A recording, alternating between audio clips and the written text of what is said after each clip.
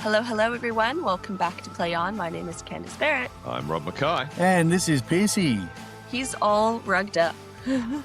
It's The layers cold. are on. It's cold Is out it? here. I'm even growing Is a it? beard a little bit. I don't think that's a thing. Helps with keeping you nice and warm when you're out cycling, possibly. Just don't grow a beard, Candace. I don't think it'll suit you. No? Really? So we Probably had look like my brother if I did. we had a general buyout here on the weekend. Do you guys have footy in Sydney, Rob? General buy, is that like major chaos? Mm-hmm. No, there was a lot of footy in Sydney still. There was a little bit of rearrangement to accommodate the test, but not a lot. So it was a wet weather weekend in subbies, so that meant there was some matches played. I think that's right. There was a bit on. 4-rounder shoot shield, lower grades, etc. So And our wonderful women's round. Woo! Yeah. yes, well, I was going to come to that. Absolutely. So you never guess, Pearcey, who I ran into on the bus on Saturday morning on the way to my match. That happened. Candace. Yes. Yeah. Well, more importantly, she poked me on the way up the aisle because I was in zombie land because it was early. It's okay It for was her to very poke you, early. Rob. It certainly is. So we sat down and did our pre-match chat together, which was lovely. So Yeah. And then I went off on my... What did I end up? The buses were really annoying, as usual. You know when you either arrive too early for something because it's like a half an hour gap. So I ended up going to a cafe, warming up, and then I took a little Uber to the ground in the end, which was perfect. But no, it was a wonderful day at Woollahra Oval. So we had a big Women's Day. So we had all the women's games, one after another from Magic 9:30 round. all the way. Yeah, till 6. It was so perfect. Everyone enjoyed everything about it. And they want this every weekend. And we're just like, Yeah.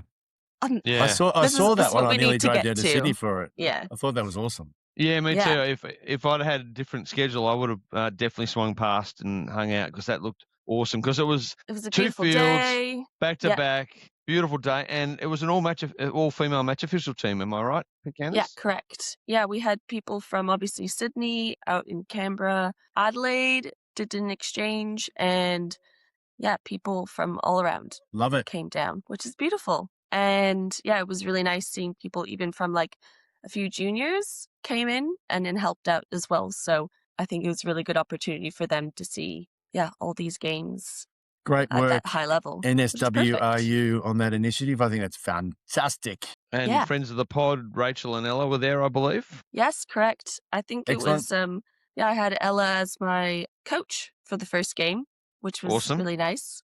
I sounded a bit croaky, so luckily we didn't have any comms. It would have been pretty funny hearing me snuffling around. But no, we had a good chat after. And turns out Rachel Horton lives near me, so she drove me back home, which was great. So all in all, yeah, Yes. I had a great She's a good human. fab day. What about It's you a guys? score for Sydney refs. I didn't know rugby. We No didn't have any in rugby. Central West. We had a general buy, which enabled a lot of people to go down to the test. I Mhm. didn't. I watched it on telly, and we'll talk about that later. So it was test week, and my God, what a busy week it was. Stuff happening Wednesday, Thursday, Friday, Saturday, Sunday. And in between that, I managed to duck on a bus or two and head out and do a Western Sydney Two Blues versus West Harbour. Not confusing much at all. All the Westies. Absolutely. And I gave out the most yellow cards I've given out all season. Is it? How many, Rob? 2. Dos. What? One per team. You. That's nothing. But You that's can't- nothing. Candace gave a full house the other day. God, Jesus. So, I've been They pretty gave that lucky the this first year. half. The yellow card use this year has been pretty low, so I was pretty happy about that. It was pretty funny because one of the guys, big guy, he just absolutely poleaxed a 9, taking a quick tap about a metre Yes, from the that's 9. what we all want to see. Nine's Oh, yeah. poleaxed. He said, but sir, it's my first game of rugby. And I said to him after the game, mate, in rugby league, that's a sin bin too. Yeah. Oh, okay. I loved watching it. I'm going to sin bin it. Yeah, and he didn't miss him. Like it was the tight end prop. Nice. He was a big boy. Anyway, so that was a good day. Enjoyed that. Hung around, watched a bit of the lower grade action, talked to some of the mods and the refs, and then chuffed off and got ready for a test match. So, Woo. a gorgeous day of footy that started very early and finished the next day. Yeah, excellent. So, and then found out I'm off to New Zealand in a couple of weeks on a referee exchange. Yay! Exchange. Congrats, Sweet Rob. as. Yeah. So, Where do you exchange to in Sydney? North Harbour. Oh, lovely. In Auckland. Yeah. So it's a nice sort of serendipitous touch in that this exchange started when I was secretary. First contact from New Zealand came in to me, and then we've grown it from there for the past few years. So it's actually really nice to be able to go across and enjoy Are it. you going as a match official? Yes. Is that correct? Yes. Yes. We used to have one to Wellington in Central West back way back when I started. I think it was year 2 for me. So we're talking 30 plus years ago. Yep. It was fantastic. It was so good. Such a so much debaucherous fun. week of good footy and good times. Yeah, met some really good people and decided I wanted to go pro with it, and kind of got there. Counts, doesn't it? But I do blame it on that experience. I had so much fun. Yeah. As luck would have it, I was in Wellington when a Wallaby win against the All Blacks in Melbourne, and I was sitting in the Bristol Arms in Wellington, roughly 700 people there, and I was one of 2 Aussies, and didn't I give it to them? I love it, Pearcey. That's brilliant. Just gave it to them. I don't know how I went home without a black eye, honestly. Was that 98? Yeah, I think. Yeah. Maybe 97, I think. I don't know. It was about then. We swept them in 98. Yeah. It was at the nice. MCG. There's a great footage of a line out with nobody stealing their ball. Yeah. Yeah, it was fantastic. The good old days. The good old days. It was great. Candace, how old were you? Not at all. Yeah, absolutely. I was in Bermuda somewhere. Yeah, well, Maybe. Yeah, maybe. All right, so general rugby news. General rugby news. Pacific Nations Cup has been confirmed, everyone. In Japan. Yep. That'll be fantastic. First weekend in I should go for my Osaka. birthday. That's it for my birthday. You should. So. You should. Excellent. Yep, Osaka and then Tokyo. So only a couple of matches each weekend because I think it's a bit truncated, but there it is. That'll be fun. Spanish under-20s player. Tell us about that, Candace. Well, this popped up on my feed. So Mateo Aragon has been banned for about 7 matches for racially abusing a French player. So I thought it's just worthwhile just bringing up as rugby news because we brought up abuse and stuff last week, but there's a code of conduct as well. My understanding of that was they went in with a 6-match ban on the table, and the complete lack of contrition was they said, well, have an extra one, go home. Yeah. So I feel it's as just though... not okay. Not racial okay. abuse on a field. It's got no place on a field. I've seen a lot of the soccer with the hand covering the mouth, and I believe there's a bit of that going on there too. And it's just, I'm just not okay with it. So good on you, under 20s world body, for sanctioning Mateo Aragon. And Mateo, be better, bro. Well, there's no place for it, full stop. And if it happens on a rugby field, we'll whack you. Yep. And I think there's times where we hear a lot of white noise as match officials, and sometimes things happen like far away from where we are. So I think if you do hear it and you're next to it, it's good to stop, blow the whistle, and sort of sort it out there and then. It's a completely natural reaction to, as a referee, to just try to take that moment and think, hang on, did I hear that correctly? Because I heard one last year and I just went, whoa. That word this wasn't a racial word. No place on this field. Off you go, brother. Yeah, exactly. And sometimes it's hard to identify too. So if you can't identify them, you got to stop everyone and read the Riot Act. Really, it's I'm worth good stopping. at that. I'm good at that. I'm good at the Riot Act. Yeah, it's worth stopping the game because you've got to set the standard and put people on warning, on notice. Because if they hear it again, it's like, whoop, off you go. See you later.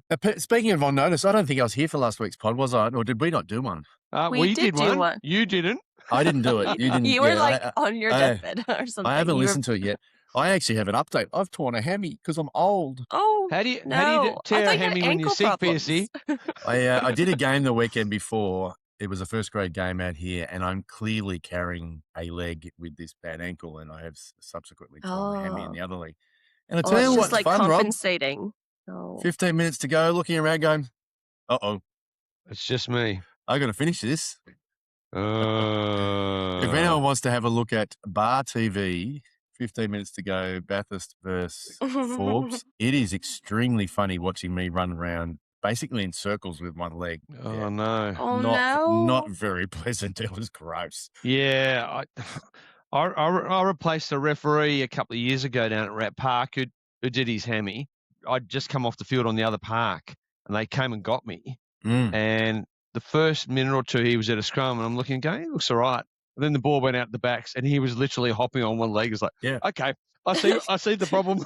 Yeah, that was basically what I was doing. And there was no one else. And unfortunately for me, I think that means how many 3 to 4 weeks with ankle surgery in 4 weeks, I think. Oh, no, you're done. Might be season 26 over, unfortunately. Very sad. Very truncated, to use your word from earlier. Truncated season for me, which I think I've been averaging about high 20s games every year, and that's certainly not what I got this year. So put it into Sounds modding, like mate. your body needs a rest. It might be. It's a bit old. A little repair season. You'll have a new ankle soon, and then you'll be a new person. Get another 10 years out of it. It'll be great. I love it. Talk to us about the ranking system. So the ranking system, I wrote an article last week about the ranking system leading into... Where do you find the time, Rob? Yeah, well, there were some sleepless nights. Little side gig. Say, hey, Claude, write this stuff for me. No, none of that shit. This is all from... So Rob is AI. So it was about the rankings changes from the draw and leading into the kickoff of the World Cup. And there are a couple of things that just I had some issues with. So I went to World Rugby and Rugby World Cup and asked the questions. And as it turned out, he said, oh, yeah, by the way, we've changed the ranking system methodology. It's like, who knew? Just so happened. Yeah, just so happened. So that didn't affect what I was doing, but it will affect the discussion and the discourse generally. And so they've taken out the home weighting. Really? That's dumb. And the reason they're giving for taking out the home ranking is that more and more teams are not playing at home. They're playing in neutral venues. So it makes the... Surely they can acknowledge 3 sorts rather than just taking it away. Home, away, and neutral. That's it's an interesting point. As a data analyst, that's dumb. And there's there always like home advantage and all that stuff. Yeah, like you travel from say France to say Dunedin. That's an advantage for the New Zealanders. Oh, absolutely. And vice versa. Yeah. And the example they gave was, Fiji played Wales last weekend. It was a Fiji home game. How do you do that? Because there's nothing home about it for Fiji. You have a neutral score. Yeah, well, and that's what they've done. They've made everything neutral. So, well, not everything though. You don't need everything. No, I know. Yes. So I think homogeneous data sets are a false economy. Homogeneous data sets are a false economy. That's a nerdy thing to say, but I love it. No, I hear you, Pearcey. So my theory is they'll run with this for a little while, and I reckon they'll adjust it. Yeah, just adjust it. It's wrong. It doesn't work. Move on. Yeah. So more about that another day. Interesting. Law updates. So we talked about this last week on the pod. So they've come through to the app. Now that's good. It's loaded. But it does mean for people in competitions, in mid-competition like us, the laws have changed in the app, even if they haven't officially been rolled out by RA. So just be mindful of that. Yeah, so at least you're... Just run with the vibe. Still continue what you're doing until you're told otherwise. Don't, If you're... Or if you're like some people where they're like, where they ask a detailed question and they're like all pulling out their phone. Yes, maybe correct. Maybe look at the printed version. Dated. Yeah, that's right. So the PDF and the app will not marry up for the time being. So there may be some confusion. So just heads up, that'll sort itself out later. There's some quick match official rugby news. Was there something we want to talk about is Inside the Whistle, exploring decision-making in sport. Is that something new that we haven't seen? This is an academic study being run by the University of New South Wales, University of Sydney, and they're looking at how match officials make decisions. It's not just rugby. Oh, cool. Across all codes. Yeah, I have seen that. So there's a survey out. I think we should put the note in the links. Yeah, send that out. Yeah, I haven't even seen it yet. Send me the link and I'll share it out to people. Because the bigger the data set they've got, the better their research can be. So I implore everyone in the rugby match official community to get on board this, because this will help not only us but future generations. Yeah, and this is really good research that will actually help. What's the right word? Popularize match officiating. We all know that there's some really good ancillary benefits, not just getting out, socializing, getting some fitness. The skill sets we learn as officials, it's going to get the word out there on how beneficial they are. We talk in my game of accounting and business management of how hard it is to get some high level decision making skills. Officiating is one of the best crucibles to hone your skills in that area. So I think it's Spot on. great they're doing some research there. So, yeah, awesome. Yeah, so to qualify for the research for Inside the Whistle, which is the University of Sydney study into match officials, you need to be an adult.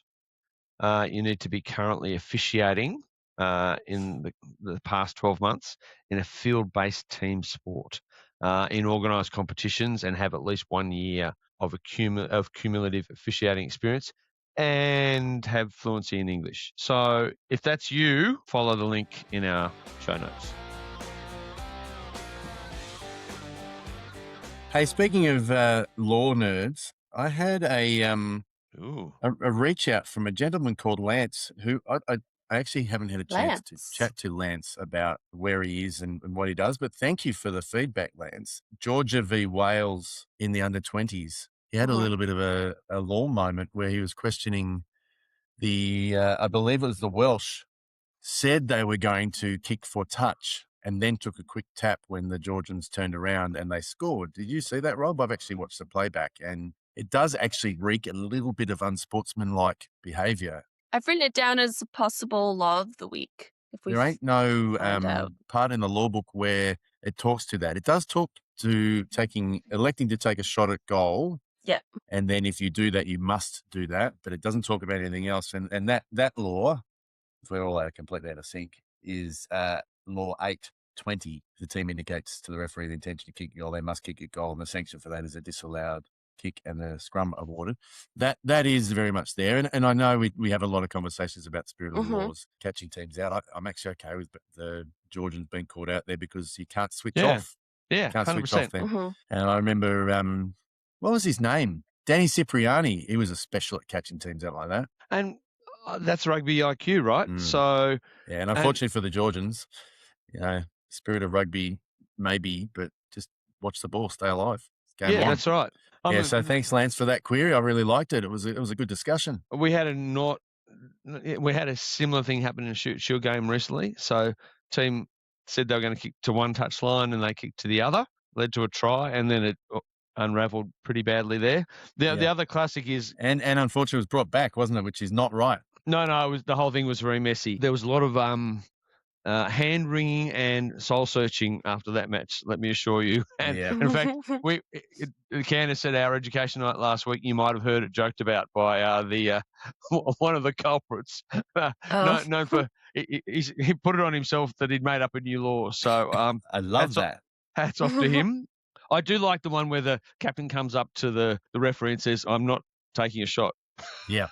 Point at the goals. Wouldn't it be sort of an indicator if the team is on the far one side and ends up kicking it to the other way, if you know what I mean? But those sneaky wingers just sneaking out there.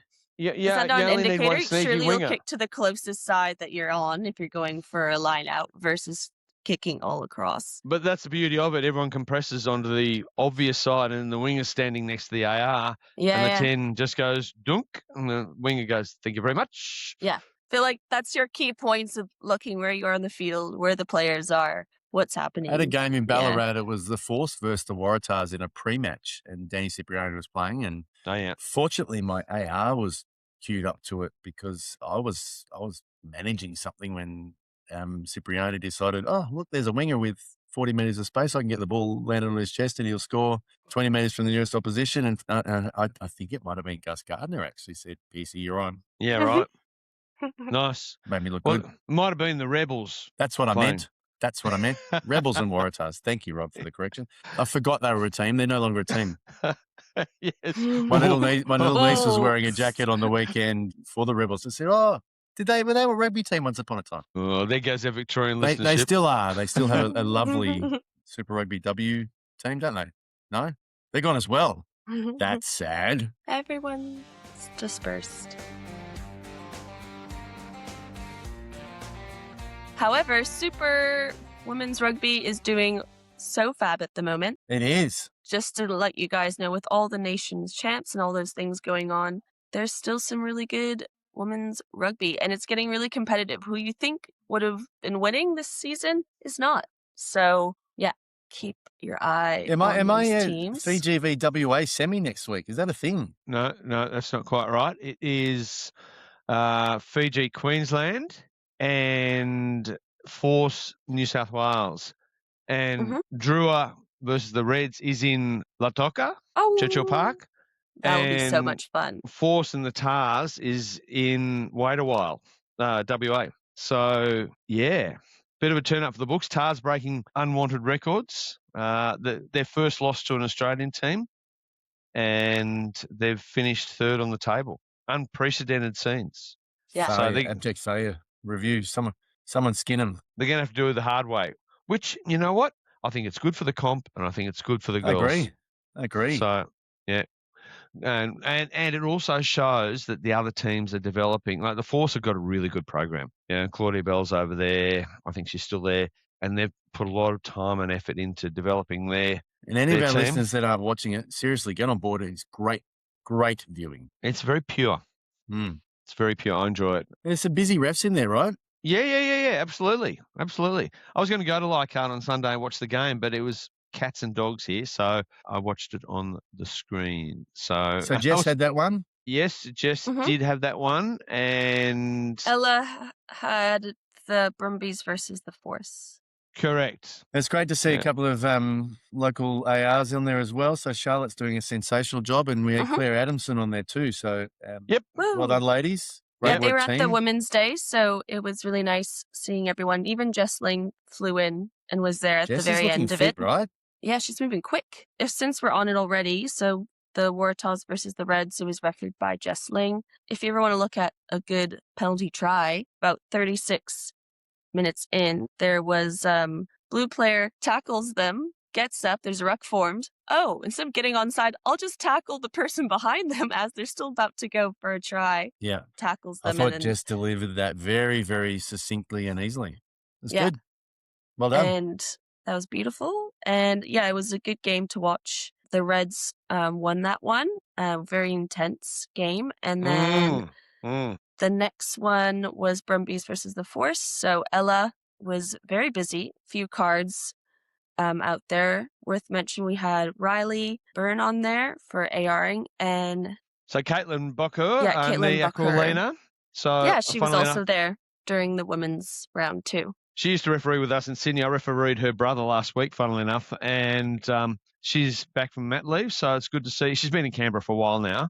It's good to see her back being active again. So shout out to Caitlin. Woo, yeah, no, she's doing really good. And then, Ella gave yellow card to Brumbies player. Looked as though they might have been playing the ball on the floor, just near that try area. So, yeah, I think she called it cynical. Yeah, no, defo. There was, yellow card for that player. 12 minutes in, this player was just flying in, like high degree of danger, high speed. There was just head on head. And I think, in the end, it ended up being a 20-minute red card for that one. So that was to the Force, and that was pretty early on as well. So it looked pretty bad too, right? Yeah, wasn't good at all. Always vertical, never good. Yeah, on first glance, I thought, oh, that might be red. Yeah. Yeah. And the next one was, again, another high tackle to Brumbies player. They ended up mitigating it, I think, because there was a drop in height, and then that one was a yellow card. And I think it was the other one, they were probably... It was to the Brumbies player, but it was the yellow card was the other way to the around. Force player. Sorry. A few people who wanted that one to also go the 20-minute red, but it just didn't feel as bad, so I was okay with it. Ella's got a good feel for that. So, and I know a lot of the yobbos in the stands like to, they got one, we got one. That's not. They weren't the same incident. They're definitely different levels. No, that was a great round. I'm looking forward to the finals. They came into as well. But yeah, are we doing appointments later, Rob? Have we got appointments for that? Not Super Dub. No, we don't have them yet. So that's a shame. I'm excited to see who does get them. Yes. Well, it's a pool of three, so it's Amber, Jess, and Ella. Yeah. Well, tough competition. Shall we move on to Test footy? How good is this? What are we calling this championship thing? You've got the Nations Cup and the Nations Championship. The championship is the top 12. The cup is the next 12 in the World Cup. I think it's a bloody fantastic concept. I'm absolutely confused on how it's going to play out results-wise, but who cares? Some great footy. And look, for me, the highlight was watching New Zealand, France, and no one doing any box kicks. This is true. The stat was low. Ball in hand, everyone. Yeah, And the game it was was good good. footy to watch. It was tight game. We just spoke about the home and That was away Luke Pearce that concept. refereed that Yep. match as well. Yep. And I thought he was Mhm. fantastic. And if the French had bought the whole team, I think New Zealand were in trouble. I think we're going to be in trouble Yeah, next it week. was. Yeah. But that's okay. It's okay. We competed and we obviously had some room for improvement. So, but what do you want to talk about England, South Africa first? Let's keep going with New Zealand, France while we're on it. Love got a yellow card quite early on for his head contact, and there was an off-field review with that one. Yep. And I thought that was a yellow. That was fine. Yeah, saw that in real time. Went, oh, he's in trouble. Yep. But he was Yeah. great when he came back on. He's a absolute entertainment package. Yeah, a couple of things jumped out at me. New Zealand are doing their mischief at the line out again, so they're moving players around before the ball's thrown. I'm not a big fan of that because I think that sets up an advantage for them with the drive. So I think that's something. And I think they're very vulnerable there. I think they aren't bringing as much line-out technician craft as what they have previously. So I'm sure everyone playing them in the next few weeks saw that and will be putting pressure on it. It's interesting. You're right, Robin, and I think they're gaining an unfair advantage. I don't quite know where in the laws they can't do that, but it does seem like there's a failure to set a line out. So it'll be interesting to see what happens there. Yeah, so I think they need to tidy that up. I thought Luke was also very tolerant of players near the 9's feet. Mm-hmm. You know, he was focusing really hard on flow, and other referees probably would have blown a few of those. And I think Cam Roygaard made him look good. He got the ball out anyway. Yeah, and it's that one of those game read balance things, isn't it? We got a good game of footy out of it. It was consistently applied, but other referees might have handled that differently. Mm-hmm. And it'll be interesting to see how it goes for those two teams next week. They'll have different match officials. Will they be able to get away with that? And will they be smart enough to adjust if they're not? So some rugby EQ there from both sides of the coin. And it was interesting too because we had a yellow card for something way less than that in one of the Barbars matches a couple of weeks ago. So it's like, come on guys, that's a Barbars match. You've yellow carded that. And this is top level test rugby and it hasn't even got a sanction. So, just read the game, get the flow. So, and look, I thought Luke Pearce was fantastic, and Justin Marshall was absolutely frothing over him. Marshall, I think to his credit, has upped his game with the match officials. He's always been good, but I think he's right. I thought Luke was fantastic. Yeah, I did too. I thought he had a fabulous game. And he does have a knack of getting good games of footy like that. Yeah, and I think some of the criticism of him is that he's inaccurate. My contra to that is he gets game flow and he gets players buying in. And I think that's more important. I think it's actually worth celebrating that accuracy is not all it's cracked up to be. I think balance and flow in game is good. But even-handedness is important. Yeah. But balance. Yeah, he has good rapport with players, buy-in as well when he makes decisions. So, which is worth all pieces a lot. I mean, it's a model though. And a great isn't last name. There you go. That's the part of the game I'm working on. I'm trying to make my game better for the players because that's where that's where there's upside still. Yep. So constant work on. Love it. Shall we move on to Australia, Ireland, which is I think in the correct order? Yeah. So Ben O'Keefe had this one. The big highlight to me as someone watching it was there was quite a long review of that maul break. Yeah, and it was after the conversion had been to a try. It was after the conversion had been kicked, and it looked incredibly untidy. Technically, I got no problems with the way they managed it, but in terms of a process, I think they were in a bit too much of a rush to get a result, and then looked really silly reviewing it. And it also looked like there was a genuine lack of consensus there. For me, I think it's really tough there where you've got three, Carl, Bock, and Andrea in there. They are three of the world's best referees, and got some big egos there, and they're all having their 2 cents worth. It's important for Bock to stand up and lead that conversation. And let me cut in there, Pearcey. Let me give it some context. Yep. They had some comms issues. Yep.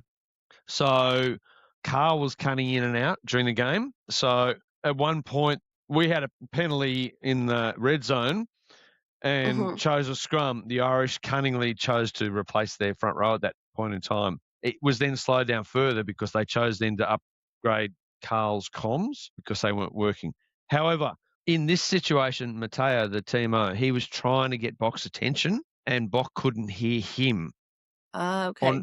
Andrea could hear Matteo, but Carl was cutting in and out as well. Andre was almost like relaying info, possibly. So Andrea was then trying to get Bok's attention to say, I can hear Matteo, and this is what we're trying to say. So the actual process itself was clunky because the comms was clunky, and then it was probably exacerbated by I think if Matteo and Andrea had spoken in Italian to each other, it would have been a bit clearer. But because Matteo had poor connection with Bok in terms of the physical comms, and then they were all trying to make it work, it got clunky. So Bok was going, well, are you talking to me or not? So he just kept going until Andrea stepped in. But then it got messy too because Harry was carrying on like an idiot as a captain. He was, remonstrating. And so Bok actually said to his ARs, take him away. So Andrea had to step out from behind the post, drag Harry back. They did the conversion, and then they had the chat about the maul. And this is where it got a bit entitled because the comms weren't working too well. We had Carl pointing and Andrea pointing and Bok pointing. At one point I was watching, I was like, why is each AR pointing at different directions? No. And that wasn't good. That didn't look great at all. So I'm sure they'll have some review of that. I think it's a shame with the technology that we've got that we can't get that right because we've been getting it right for 30 years. It's 30 years that comms gear's been around now. This shouldn't happen at that level. No, that's a fair comment too. But it has happened, so they've got to try and remedy it. And then once they worked out what they were talking about, it was actually quite tricky trying to. Yeah, and we haven't actually spoken about the decision. I think it is obstruction. Yeah, absolutely. It looked messy, and there's a lot of Irish people who don't think it's obstruction, who think that's just how mauls work. Well, did he have to break off? He didn't have to break off. He keeps grip on him, they score a try. The man he's broken off and taken out a defender. Yeah, if he breaks off, it's on him to be out of the way. He can't keep moving forward. They didn't need to break off. Was it Sheehan in control of the ball? He had the ball, and I think he has to remain bound to the man in front of him, and that's a try. And that was great work up until then from the Irish, but it was an obstruction. Yeah, I totally agree. It was complicated because they were then saying, well, Carl, I think, was saying, well, Nella's come in the side, and so we disallow the try, but do we go back for penalty? So then they're debating, well, no, because he's not anywhere near the ball. They've broken up part of that point. So it clearly didn't affect them. When they broke off, that had not had an impact. So I think they got the right result. It was a very messy process, and it actually was quite unenjoyable when that happened because I was sitting next to an Irishman. So look, I'm pretty sure they'll review that whole process in review because that could be better. Because the game generally had good flow otherwise. It was moving at reasonable pace. As an observation, they did seem to be in a rush to get through decisions, though. There was one there where, the AR's giving thumbs up as the player's still not even actually scored. Oh, yes, I saw that. It was Andre. There's no rush on those things. A good sports person. You can see it in the slow-mo when they're about to do the try, and he's like, A good sports person doesn't look rushed, and I think they looked a bit rushed. I love the analogy of Mark Waugh. He looked like he was just almost lazy at the crease playing cricket. Never missed a middle. He wasn't in a rush, and I think as referees, you can't afford to be looking like you're in a rush, and I think, unfortunately, those guys look like they're in a rush. Yeah. But I thought they did a very good job results-wise. Technically, I thought they were fantastic. It was actually a really good game to watch. Frustrating result. It was a great game to watch, though. It was a great crowd there, so well done. Well done, Rob. Record crowd. Great vibe. I'm sure they would have banked more going to Homebush, but good decision not to. So well done. Oh, look, Paddington was pumping, bodies everywhere, 42,000 people, capacity crowd. Yeah, I did see one of the members of the crowd copped a footy in the face off one of the. Really? Oh my goodness! It was like full face. I'm sure smashed up. Yeah, it was bad. I hope he or she gets a free drink. I'm gonna say mid to late free tickets 30s, for the rest of the year. Completely not watching the ball as it smashes her in the face front on. So her new nickname is Gilbert, Yeah, Yeah. she's got Gilbert stamped in backwards Rhino across her face. Bless. Is that a good segue into the South Africa game? England versus South Africa. Segue And it was Sam. refereed by James Dolman. And the reason I say it's a segue is Yes, they I weren't know. using Gilberts. No, they were not. They had Rhino balls, and anyone who's brave enough to go get a Rhino ball, Yeah, could do and it. what about the poor Rhinos? Yeah, exactly. Exactly.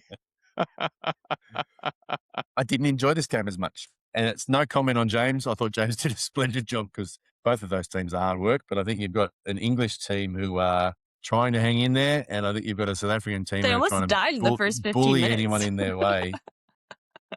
Doesn't mean it's no good recipe for a fun game of footy to watch. No, Very stop-start. I think the game itself took nearly 3 hours to get through. yeah, and there was lots of just messy stuff. I mean, the tech zones alone are concerning. Yeah, you're watching the game, obviously on the TV, and all you see is guys in the tech zone, South Africans mainly, waving their arms and shouting onto the field. It's like, that's not on. Yeah. I really don't And we that. spoke about Harry putting pressure on for decisions. I really hope that the World Rugby guys recognise that's not the game we want. We're watching the Soccer World Cup at the moment, and their treatment of officials, just to sum it up in one word, is disgusting. Yeah. The rushing of officials to insist on a decision. Do we want that in our game? Because if we do, I'm going to go watch something else. And unfortunately, the South Africans in particular, but England too, and Harry Wilson, that's how they're operating, and that's not what we want from our game. I think a little tap on the shoulder to Harry and say, mate, not on, and then a little tap on the shoulder to Rassie and his game. I can't see them doing that, but I hope they do, because that's not the game I want. I agree with you, Rob. The tech zones were terrible. Yeah, and look, I think back to Harry, he's got some really good qualities as a captain. His referee whispering needs a lot of work. Yeah, and we've seen that with Australian captains. They start out very belligerent, and they come good, they get better. Even John Eales wasn't perfect early on, but he certainly was later. Boom, boom. Yeah, the other thing that jumped out at me was the South African line-out access. They're very sneaky with their line-out work. So they'd do a line-out to maul, and the jumper wouldn't go straight behind the ball carrier. They'd wait for the English player to engage, then they'd twist around. And I'm sure they're trying to make it look like the defending team's bringing them round, but no, the lifter's doing it. The lifter's clearly going around the corner, and they did that 2 or 3 times that I saw once I'd noticed it. Very deliberate. And they have long been the best proponents of line out to maul. But pushing boundaries in doing so. Yeah, 100%. And they did it again. So, there were a couple of deliberate knock forward debates. One was a scrum. One was a yellow card. And really, the difference between those two things, there's a continuum where one stops, one starts. There's no middle ground there, so it is a very tough call. Yeah, the scrum only one was interesting because the South African player in front of him picked up the ball. It's like, well, just give a penalty for that. Yeah. And that would have been, I think, a fair sanction. Sometimes you, as a match official, go, I don't think the game needs that. I think it probably would have been okay. So a bit going on there. So yes, there was an English try overturned. The front rower for England did a little pick and drive from very close to the line. The try was disallowed, which I think was correct. The reason given was he was offside because the 9 had touched the ball between his feet. Oh, yeah. Yeah, that one. Felt very nitpicky, but I think it was right. It was George, yeah. I was more of the view that it might have been because he was still part of the ruck, but it just didn't look right, and I'm very happy that they overturned it. Of course, there were a couple of things there that contributed to, no, that's the wrong picture. Yeah, it makes it hard as like someone at the defense to know who to go for as well, because in your mind, you're like, oh, that person's part of the ruck. I don't need to worry about them. And when they're bound like that, so then their eyes are looking at who the next person's about to pick up the ball. So when they touch it and then go back. Yeah. I'd be interested to see whether we do any clarification in that part of the game, because it really is a little bit of a challenge at the moment. Oh, absolutely. It's a nightmare, really. It's so grey. There's so much happening. It's almost like line out to maul, isn't it? Because it's so dynamic, so many bodies. Yeah. Yeah. Who watched USA Portugal? Talk to me about that. I'm not sure if I got the right teams because I just saw a clip of it, but it was a moment where Oh, the drive, yes. So they scored beyond the dead ball line. scored is inverted commas, like they. Yeah. But Yeah, keep a in beautifully mind, set up maul. I did see that. A so beautifully set up beautifully pick set and up go maul. for the US and drive. Clearly, keep in mind any players and referees. The try area was so short. So I'm sure with the momentum, they probably saw one line and then all of a sudden it's gone. And yeah, And you could see some of touched his it down. teammates tried to tackle him down, but he didn't get there. He It scored was it over the pretty dead ball. funny. It really was funny. Talk about caught in the moment. Like, where am I? You know, Gianluca handled it really well. It was USA Portugal, Oh, I did get it right. and he went the correct restart because that's one of the law tweaks that we've got. Yeah. So that previously would have been a 22 because the attacking team took it in and took it dead. Yeah. But because of the nature of that, it's now a try line dropout. So bravo, Gianluca. You got stats for us, Rob? Stats Central. Yes, let's do a couple here. So we've got to do a little bit of revision because last week our Stat Central was 100 for Gussie, and he didn't end up doing the game. Yeah, I know. It was pretty awkward. So he's still on 99. Awkward. And he won't be doing a game for a while because of the test window. So take bless. 2. We'll come back to that. It's reverse. Rankings wise, so we're in that time of year when test rankings change dramatically. I mean, for example, the Australian women went up a spot. They didn't play a game. That's because USA and South Africa played. Yay. But in the men's, oh my goodness, Scotland and Argentina swap. Scotland's now 5, Argentina 7. USA, Chile, Samoa, and Canada all went up. Portugal, Uruguay, Spain, Hong Kong, China, and Zimbabwe all went down. So bit happening in that space, and we'll review that each week. So watch this space. How about appointments? What have we got? Oh my goodness, appointments. Holy mackerel. And I'm going to have to do this top line. I'm not doing the full teams of 5 because we just don't have time. So where do I start? Who am I yelling at this weekend? Going to start with the under-20s. So under-20s have big matches this week, and they're on Tuesday. We're recording Tuesday. They're tonight, and we've got a whole bunch of top-of-pool clashes, which will decide semi-finalists. So big games. Argentina, England, Malvinas. Christopher Allison's got that. South Africa, Wales. Rubes got that. Ruben Keane. Shout out to Ruben. Georgia, Uruguay. Gonzalo de Achaval has that. He's Uruguayan. No, he can't be Uruguayan. He's Argentinian, I think. New Zealand, Italy. Kevin Brawley's got that. He had Australia in the first round. Scotland, Japan. David Vasalevu has that. France, Australia. Ben Connor. And Spain, Fiji, Sabah Makaradze. That's the under-20s. There's another women's international. So that's South Africa, USA again. Zoe Nord's got that one. Then we go to Nations Cup. Another round of matches, USA, Zimbabwe. Damien Schneider has that. Tonga, Spain, Gianluca Nechi. Canada, Portugal, Jeremy Rosier, Samoa and Georgia, Craig Evans, Chile and Hong Kong, China, Thomas Ninchi, Uruguay and Romania, Geordie Way. And then rounding out the weekend, we've got the Nations Championship and Australia, France. So Carl Dixon's got that one. Does he? Yeah. He's got... Oh, that's right. I'm yelling at Carl. Yeah, so we had Carl here last week. So don't stuff up, Carl. We saw a fair bit of Carl last week. So he was at our Behind the Whistle on Wednesday. Sorry, just to clarify, did he take his pants off or you spend some time with him? He was wearing minimal clothing, considering it's our winter. He was wearing just a T-shirt and shorts. Yes, outside. Yeah, so he gave some line out to mall tips for our match officials on Thursday night. So thanks for that, Carl. So he's got Australia, France with the kid and Katsuki Furuse. Andrew Jackson and Glenn Newman are on the screens there. Then New Zealand, Italy is Luke Ramos. South Africa, Scotland is Pierre Brousset. Argentina, Wales is Paul Williams. Japan, Ireland is Andrea Piatti, who we also saw a bit of last week. And that's in Newcastle. That's in Newcastle. Yeah, I know. That's So awesome. fun. I'm actually thinking of a road trip.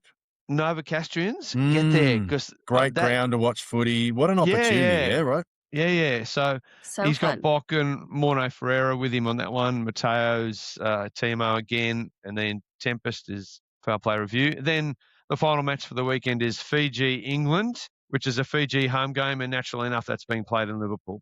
And Holly has that. So Yay. That'd be great. Our match appointments, ladies, Did gentlemen, I boys, catch and girls. Geordie's in Uruguay? What a great road trip for Geordie. Sick. I think it's a good prep towards World Cup stuff, having different teams like that. Good work, Rob. Great work, Yep. team. I've probably messed with everyone's heads and done all the colour coding on the sheet. Deliberately I got to say, obtuse. Pearcey, your colour coding is like a mad woman's breakfast. It is all Deliberately over the obtuse. Well, thank you all for listening. I will say, Candace, you're bloody fantastic today, as usual. Thank you for all your prep work. I did none. Rob, you did a bit. Your stats is getting stronger, mate. Good on you. Most improved. and look, nice of you to turn up too, Pearcey. I'll just put in my leave request for next week already. Thank you all for listening, and I'll see you guys next week. You can find us on YouTube. I will be in Central West this weekend, so get excited. See you guys next week. Enjoy all the rugby. Jouer.